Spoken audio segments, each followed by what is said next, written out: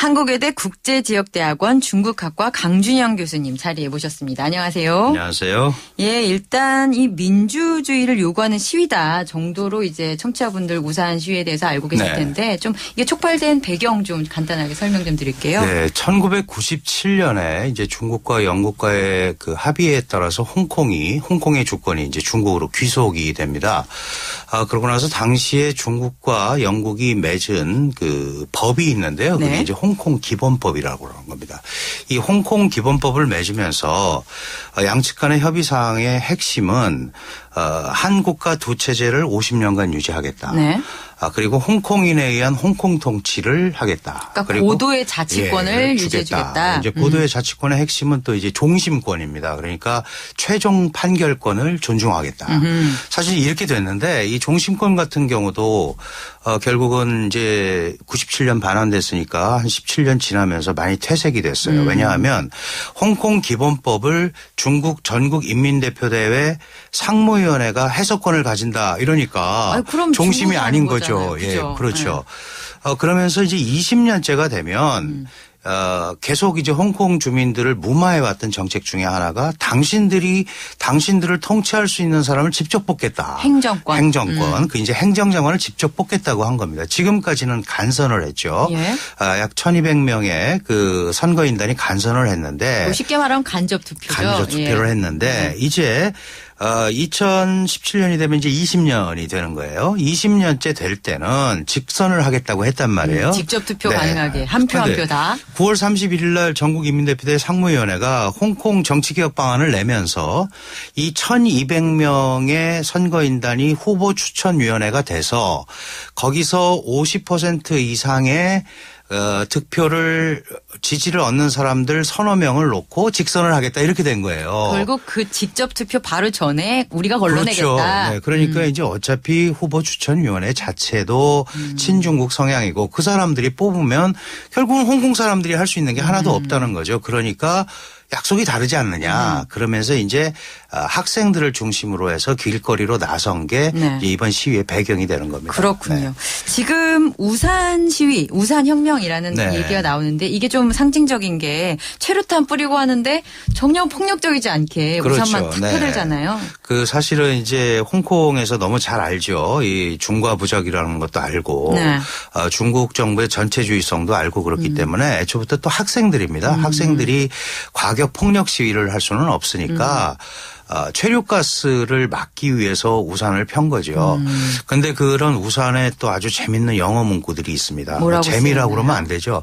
당신들 최루가스를 뿌리지 않아도 된다. 우리는 이미 울고 있다. 가슴이 그러니까 아프네요. 학생들의 입장에서 그렇게 할 수밖에 없는 이제 그런 걸 표현을 하는 거예요. 그래서 이제 이런 것들이 광범위하게 홍콩 시민들의 지지를 얻어서 초반전에 이제 새가 뭐 10몇만 명까지 이게 불려졌는데 이게 사실 동력을 얻기가 굉장히 어려운 거죠. 어떤 부분에서? 왜냐하면 이제 시민들이 참여를 하고 소위 얘기하는 넥타이 부대가 들어와야 되는데 이제 이런 사람들은 자신들의 미래에 대해서 이미 기득권층이나 이런 사람들은 직접 거기에 끼어들기가 굉장히 어렵단 말이죠.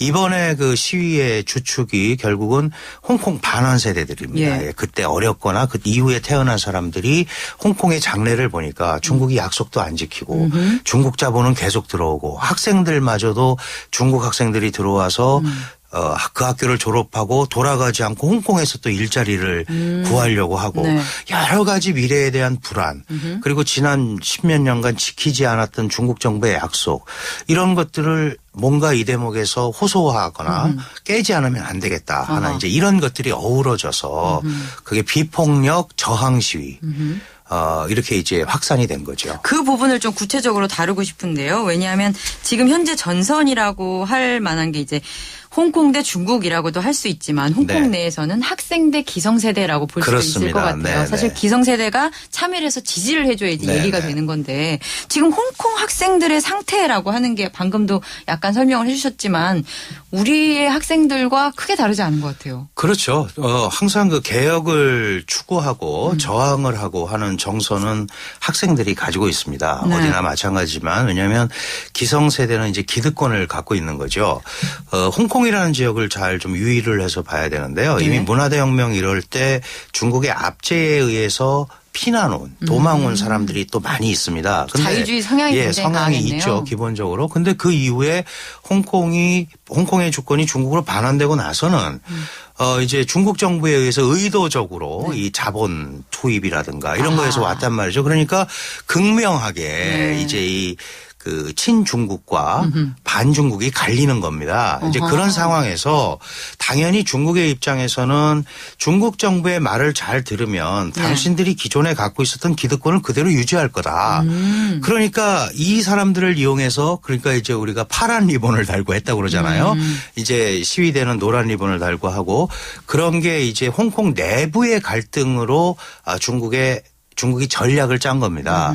그러다 보니까 학생들은 사실 가진 게 없잖아요. 맨몸으로 하는 거고 정서에 호소하는 건데 이게 장기적으로 가야 되는데 홍콩이라는 도시가 잘 아시다시피 관광, 쇼핑, 금융 이런 건데 이렇게 하면은 결국은 홍콩의 이 생업, 홍콩에서 생업을 유지하는 사람들이 너무 힘들다. 이런 걸 갖고 호소를 하니까 기득권을 갖고 있는 사람은 물론이고 야 이게 잘못하면 이게 정말 큰일 나는 거 아니냐. 네. 밥벌이가. 예. 그래 이제 걱정이 되니까 직접적으로 못 나서는 이런 게 이제 소강 상태라는 모습을 보이면서 지금 2주째 흘러오고 있는 거죠. 그렇군요. 네. 그러니까 아까 제가 오프닝에서 소개를 했는데 홍콩 정부가 이게 10만 명까지 세가 불리니까 대화를 하겠다라고 했다가 말씀하셨던 그런 홍콩 내부의 어떤 사정들을 고려해서 파란 리본들이 우리에겐 있잖아 라면서 대화를 취소했다. 그렇습니다. 이렇게도 볼 수가 있겠군요. 결정적으로 지금 이제 내일이 토요일이고 오늘이 토요일입니다. 오늘이 토요일이고 네네. 내일이 일요일인데 그렇죠. 그 대화를 또 한번 시도하려고 양측이 시도를 했었어요. 그런데 이제 홍콩 행정장관이 광동성 시찰을 간다. 이제 이런 또 얘기가 나왔어요. 아이고. 그러니까 우리랑은 근본적으로 얘기를 안 하려고 하는구나. 그래서 뭐 시위대가 한창 줄었다가 다시 한 뭐 10,000명까지 늘었는데 다시 한번 그러면 이 정부 청사를 점거를 하고 해야 되는 것 아니냐 하는 그런 논의가 있는데 중국 정부 입장에서는 일관되게 우리는 홍콩의 안정과 번영을 위해서 애를 쓸 텐데 왜 이렇게 무절제하게 분열 운동을 하느냐. 이건 반정부 행위다. 이러고 있단 말이에요. 그러다 보니까 이게 아까 말씀드린 대로 전폭적인 이 소위 홍콩 주민들의 지지가 없으면 중국 정부가 움직이기가 어려운 겁니다. 그렇죠. 그리고 홍콩의 행정수반도 결국은 중국의 명령을 받고 움직이는 사람이기 때문에 상황이 이 정도 되면 그냥 놔둬도 자동 와야 될 거다. 내지는 그냥 놔두면 동력을 잃을 거다. 이제 이렇게 판단을 하고 있는 것 같아요. 그런 면에서는 정확하게 자신들이 하고 싶은 말들을 분명히 전달할 수 있는 메커니즘이 형성이 돼야 되는데 아직 학생들이 어리고 거기에 전폭적으로 참여하는 인사들이 많지 않기 때문에 이제 그런 것들이 이 동력을 얼마나 이어갈 수 있을까. 잘못하면 그냥 우리가 보통 텐트 혁명이라고 그러죠. 그냥 텐트 치고 농성하는 수준으로 이게 가게 되면 또 한 번 동력을 잃는 겁니다. 그러니까 그런 거에 걱정을 하는데 실제로 이 학생들이 지난 2012년에도 그 소위 중국 모델의 우수성을 강요하는 공산당 교육을 필수 과목으로 넣으려고 한 적이 있었습니다. 그렇게 이른바 애국주의 강화 운동. 그렇습니다. 예. 중국 모델이라는 과목을 만들어서 우리가 이렇게 중국이 경제 발전을 했고 홍콩도 같이 번영을 한다. 그런데 그걸 학생들이 저지를 했거든요. 우리가 그것까지는 못 배우겠다. 근데 그런 경험도 있고 그렇게 좀 이유 있는 항변을 하면은 받아들여질 수 있겠다 이렇게 생각을 하는데 문제는 이 덩어리가 너무 큰 거죠. 이거 일국양제 자체에 대한 도전이고 중국의 입장에서는 그렇습니다. 우리가 홍콩 기본법을 만들어서 이 지금 자유시장 경제 체제를 유지해 준다고 그랬지 언제 정치 체제까지 바꾸라 그랬느냐. 그리고 과거에 홍콩이 자신을 통치할 사람을 뽑은 적이 어딨냐. 식민지 시절에 전부 홍콩 총독이 파견돼 왔었다. 얘네가 언제 자유를 누렸다고. 이제 또 그런 논리를 펴는 거예요. 그래요. 네. 근데 사실 경제와 정치는 사실 뗄래야 뗄 수 없는 그렇습니다. 사이잖아요. 네, 지금 정치 쪽은 확 틀어잡고 있다고 해도 홍콩은 경제적인 부분에선 금융이 얼마나 자유로운 네. 성질을 지닌 것입니까? 그러면 약간 좀 충돌이 있을 수 있지 않나요? 당연히 그렇게 봐야죠. 근데 이제 문제는 홍콩의 중요성이 과거보다 굉장히 감소됐다는 데 문제가 있습니다. 경제적으로 부분에서? 규모가. 예. 예를 들어서 홍콩이 개혁개방 초기라든지 전 중국의 개혁개방 초기라든지 이럴 때는 중국에 들어오는 외자의 70%가 홍콩을 통해서 들어오는 중국의 관문이었었습니다. 아하. 그런데 이제 중국 경제가 발전되고 이 상하이라는 도시가 금융이라든가 유통 이런 부분의 핵심 도시로 떠오르면서 이제 홍콩의 금융시장이라든지 이런 부분이 상대적으로 광동성의 전초기지 정도로 많이 떨어졌단 말이죠. 그러면 지역의 일부 수준. 그러면 이제 홍콩 사람들이 보기에 과거에 누렸던 잘 정비된 제도, 민주, 자유, 법제, 훈련된 공무원 이제 이런 시스템들이 정말 중국의 다른 도시와 같은 n분의 1 정도 수준의 도시로 간다는 데 대한 부담감도 있는 거예요. 그러다 보니까 이런 부분에 대해서 홍콩이 갖고 있었던 어떤 그 근본적인 역할 이런 것들은 지켜가야 되는 것 아닌가에 대한 그 미래에 대한 우려죠. 이제 이런 데 대해서 이런 반응을 하는 건데 중국 정부는 담담합니다. 그 점에 대해서는. 홍콩은 광동 지역의 이 관문 역할만 해도 충분하다.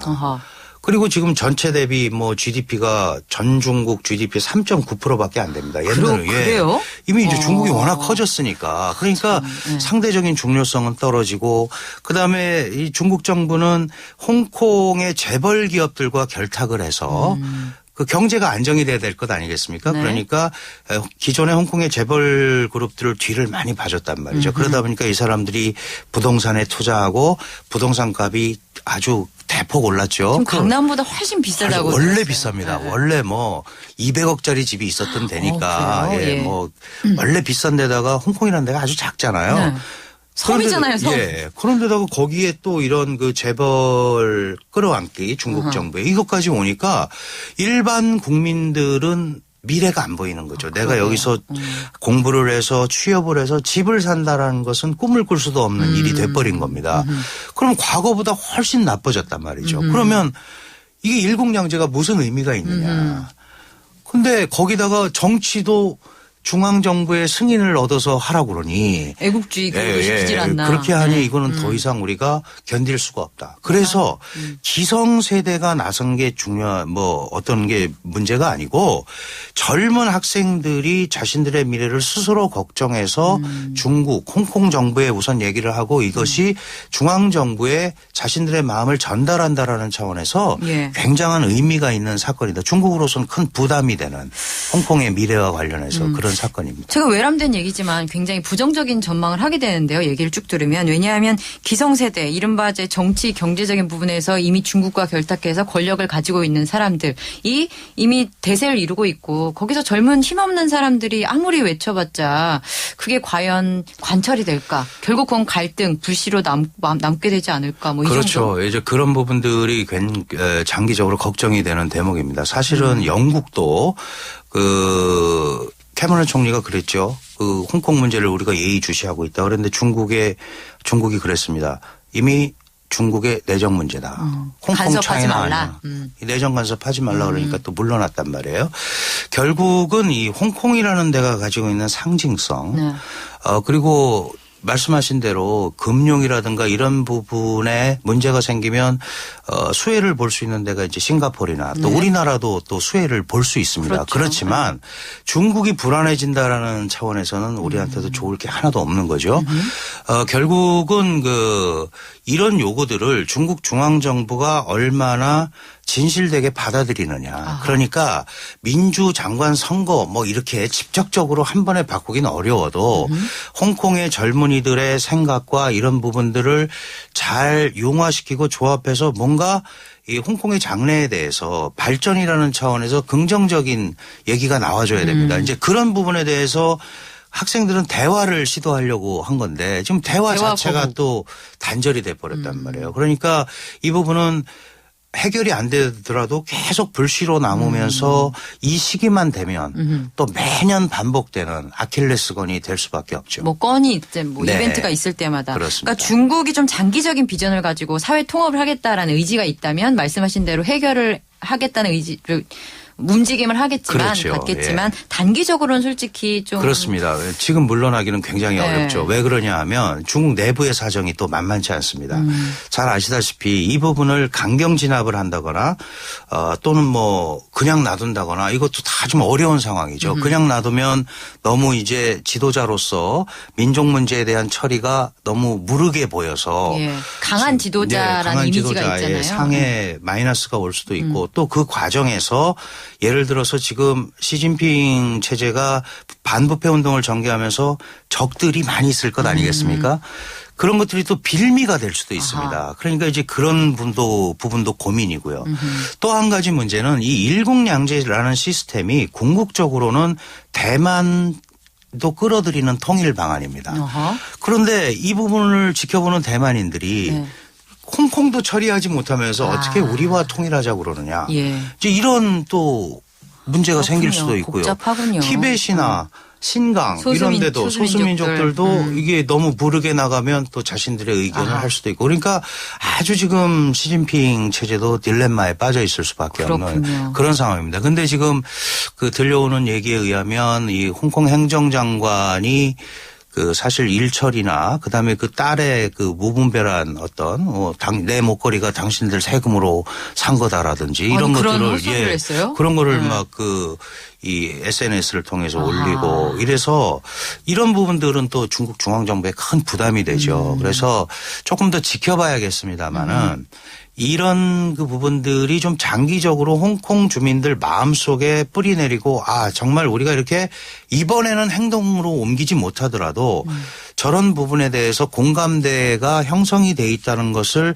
중앙정부에 전달한다라는 차원. 그리고 이 부분에 대해서 개혁이라든지 진전된 조치가 있지 않으면 언제든지 홍콩이 소용돌이에 빠질 수 있다. 그러니까 장기적인 차원에서 뭔가 새로운 대화와 발전 전략이 필요하다라는 거를 이렇게 밝힌다는 차원에서 매우 중요한 그런 사건이죠. 그 부분에 대해서 질문이 있는데 아까 기성세대와 젊은 세대 간의 갈등 쪽으로 조금 얘기를 풀어봤는데 그 공감대 부분에서 기성세대가 직접 참여는 안 하더라도 저들의 문제 제기가 의미가 있어라고 받아들이는 정도는 되나요? 예, 그 정도까지는 될 수 있습니다. 왜냐하면 제가 이제 지금 뭐 티벳이나 신장이나 신강 이런 데 예를 들었습니다만은 그런 데는 이제 기본적으로 독립 성향을 띠고 있는 겁니다. 그러나 홍콩은 독립할 수 있는 여건이 되지를 않죠. 그리고 독립을 원하고 있는 것도 아닙니다. 네.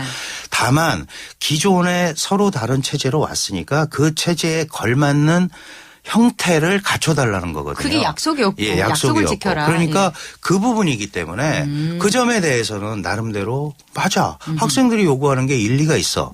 그리고 그런 것들은 좀 해줘야 원래 세계적으로 약속을 한 거니까 중국이 국제사회의 지도국으로서 지금 우리가 보통 G2라고 하는데 그러게요. 거기에 걸맞는 성향을 보여줘야 될 거 아니냐. 이런 차원에서는 공감대를 형성할 수 있겠죠. 왜냐하면 그 상인들은 그 관광업으로 먹고 사는 그렇습니다. 상인들 그다음에 뭐 친중국 스타 성룡 같은 경우에는 굉장히 중국의 입장에 서서 시위대 니네 그러지 마라는 얘기를 했다고 해서 그 공감대 정도가 얼마인지 좀 궁금하긴 하거든요. 기성 세력들 완전히 중국과 결탁이 돼 있거나 중국이 이제 속된 말로 뒤를 봐주고 있는 세력들은 그렇게 얘기할 수밖에 없습니다. 그런데 그게 다수는 아닐 거란 말이에요. 그렇습니까? 예. 그런데 이제 중국과 관계 없더라도 홍콩에서 나름대로 정당한 노력으로 또 부를 쌓고 중산층을 유지하고 있는 이런 계층들은 이 현상이 유지되기를 오히려 더 바라죠. 왜냐하면 그 민주라는 것은 정치 행위고 이 사업, 경영이라는 것은 경제 행위로서 밥 먹는 문제와 직결이 되기 때문에